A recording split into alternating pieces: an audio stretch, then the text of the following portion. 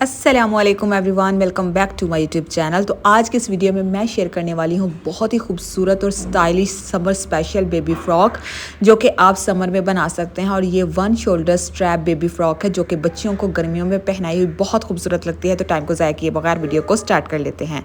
तो यहाँ पर मैंने स्टफ़ जो है वो लॉन का यूज़ कर रही हूँ। ठीक है, ये समर स्टफ़ है। 3 साल की बच्ची का यहाँ पे हम साइज़ बनाने वाले हैं। आप अपनी बच्ची के साइज़ के अकॉर्डिंग इसकी कटिंग कर सकते हैं। अगर आपकी बच्ची 2 साल की है तो आप इससे कम एक इंच मेजरमेंट्स कम लेके तो आप अपनी बच्ची के हिसाब से उसको रख सकते हैं। तो यहाँ पे सबसे पहले मैंने फ़्रॉक का प्लेटेड पार्ट लिया है जिसकी मैंने लंबाई ली है 30 इंच और चौड़ाई ली है 15 इंच। इस तरीके से इन दोनों पार्ट्स के ऊपर मैं इस तरह से प्लीट्स को ऐड कर लूँगी। और उसके बाद सबसे पहले अब हम अपनी योक की कटिंग करेंगे। योक की कटिंग के लिए भी मैंने 2 पीसेस ऑफ फैब्रिक के ले लिए हैं। ठीक है, जिसकी मैंने लंबाई ली है 16 इंच और चौड़ाई ली है 8 इंच। इस तरीके से अब हम इसे फ़ोल्ड कर लेंगे। फ़ोल्ड करने के बाद इसकी कटिंग कर लेंगे। कटिंग किस तरह से करेंगे, सबसे पहले हम शोल्डर लेंथ को मेजर करेंगे। 5 इंच पे हम निशान लगा लेंगे कुछ इस तरह से। आर्म होल भी हम 5 इंच ही कट करेंगे कुछ इस तरह से। ठीक है, निशान लगा लेंगे। अब हम सबसे पहले अपना आर्म होल कट कर लेना है। इसमें नेक कट करने की ज़रूरत नहीं है, बेसिक चीज़ इसमें आर्म होल है। आर्म होल कट करने के बाद एक्स्ट्रा मार्जिन को हटा देंगे और इसे अब हम ओपन कर लेंगे। नीचे से थोड़ा सा ये जो एक्स्ट्रा मार्जिन था इसे हटा लेंगे और इसे ओपन कर लेंगे। ओपन करने के बाद अब हम क्या करेंगे, इस तरीके से इसे ओपन कर लेंगे। ओपन करने के बाद अब हम अपना जो एक शोल्डर का हिस्सा है जिसमें नेक भी आएगा उसे हम कट कर लेंगे। यहाँ पे हमने 3 इंच पे मार्क कर लेना है कुछ इस तरीके से। यहाँ पे हमने एक साइड का जो शोल्डर है वो तो बिल्कुल प्रॉपर रखना है ना, दूसरी साइड से हमने कट करना है। तो यहाँ पे 4 इंच पे निशान लगाएंगे कुछ इस तरीके से। यहाँ से हमने इसको राउंड शेप दे देनी है कुछ इस तरह से। यहाँ पे आप लोग देख सकते हैं। अब हम इसे इन निशान के अकॉर्डिंग हमने इसकी कटिंग कर लेनी है। तो यहाँ पे हमारा जो वन शोल्डर है वो कट हो जाएगा कुछ इस तरह से। अब ये बाकी वाला हिस्सा हमारे पास बच जाएगा।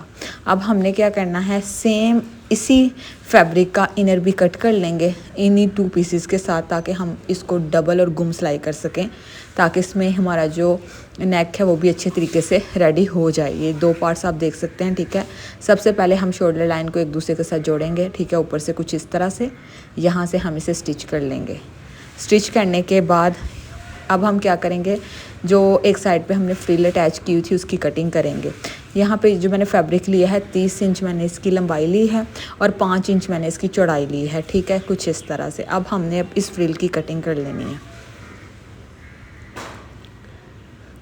नीचे से हमने इसको कुछ इस तरीके से थोड़ी सी राउंड शेप दे देनी है और यहाँ पे जो हमारी फ्रिल है वो कट हो जाएगी। अब हमने क्या करना है, एक साइड से इसको फोल्ड कर लेना है और दूसरी साइड पे चुन्स अटैच कर लेनी है। तो यहाँ पे ये जो मैंने आप लोगों को अपनी योक कट करके दिखाई थी उसे मैंने इसे स्टिच कर लिया है कुछ इस तरह से। ठीक है, इसे अब हम क्या करेंगे, एक दूसरे के ऊपर रखेंगे। ठीक है, हमने सीधी साइड अंदर की तरफ रखनी है और बैक जो उल्टी साइड है उसे बैक की तरफ रखना है। इस तरीके से हमने यहाँ पे सिलाई लगा लेनी है और यहाँ पे भी लगा लेनी है। और यहाँ पे मैंने ये जो 2 शोल्डर स्ट्रैप्स रेडी की हैं। ठीक है, जिसकी लेंथ मैंने रखी है 12 इंच और ये तकरीबन 1 से आधा इंच चौड़ाई पे में मैंने ये शोल्डर स्ट्रैप्स रखी हैं।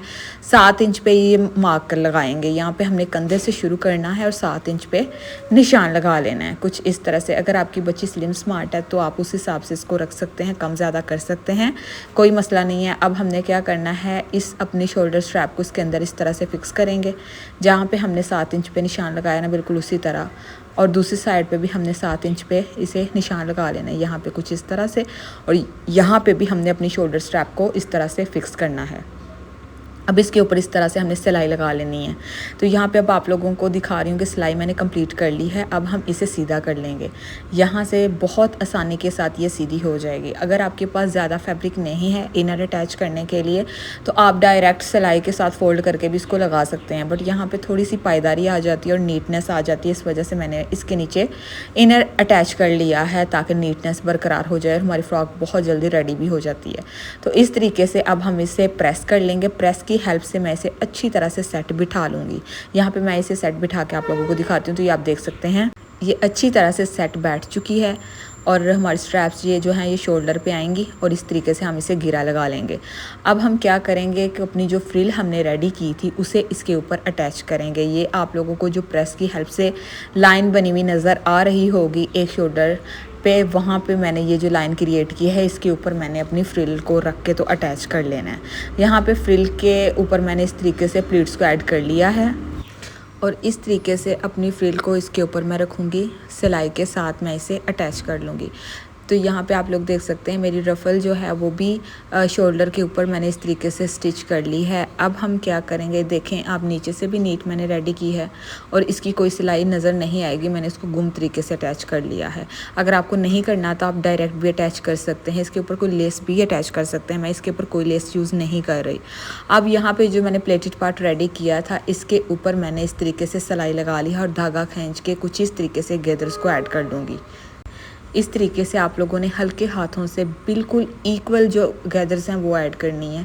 इस तरह से हमने फ्रंट वाले पार्ट को भी इसी तरीके से रेडी करना है और बैक वाले पार्ट को भी बिल्कुल सेम इसी तरीके से चुन ऐड करते हुए रेडी कर लेना है, कुछ इस तरह से। अब यहाँ पे हमारी जो चुन है वो डल चुकी हैं।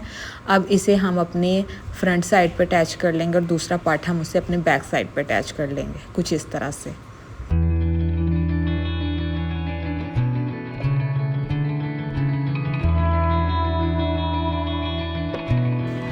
तो यहाँ पे मेरा प्लेटेड पार्ट जो है वो फ्रॉक के साथ अच्छी तरह से अटैच हो चुका है। इसकी लुक आप लोगों के सामने है। हमारी फ़्रॉक जो है ये बहुत जल्दी तैयार हो जाने वाली फ़्रॉक है, ठीक है। इसे आप चंद मिनटों में रेडी कर सकते हैं और ये फ़्रॉक पहनी हुई बहुत खूबसूरत लगती है, बहुत स्टाइलिश लगती है। इस तरह की फ़्रॉक्स आप लोगों को ब्रांड के ऊपर मिलेंगी। मेरी एक सब्सक्राइबर ने मुझे पिक्चर भेजी थी कि काइंडली इस तरह की फ़्रॉक्स बनाना सिखा दें, तो मैंने ये फ़्रॉक उनके लिए रेडी किया। तो आई होप आपको अच्छे से समझ आई होगी कि मैंने इसे किस तरीके से रेडी किया है। तो यहाँ पे अब हम अपनी फ़्रॉक को साइड से स्टिच कर लेंगे, यानी कि फिटिंग की सिलाई लगा लेंगे और नीचे से घेरे को बारीक फोल्ड कर लेंगे, तो हमारी फ़्रॉक जो है वो बन के रेडी हो जाएगी।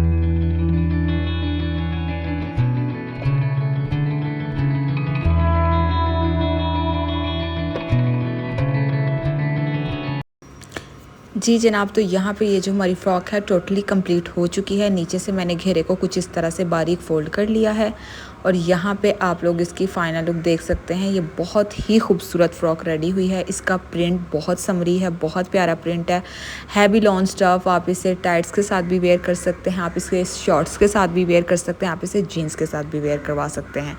ये फ़्रॉक बस बहुत प्यारी लगती है और आई होप आप लोगों को मेरी आज की वीडियो बहुत अच्छी लगी होगी। मज़ीद इस तरह की डिज़ाइनिंग देखने के लिए, इस तरह की आसान वीडियोस देखने के लिए मेरे चैनल को सब्सक्राइब कर लें ताकि आने वाली हर नई वीडियो आपको मिलती रहे। तो मिलेंगे एक नए वीडियो के साथ, एक नए डिज़ाइन के साथ। अपना बहुत ज़्यादा ख्याल रखिएगा, दुआ में याद रखिएगा।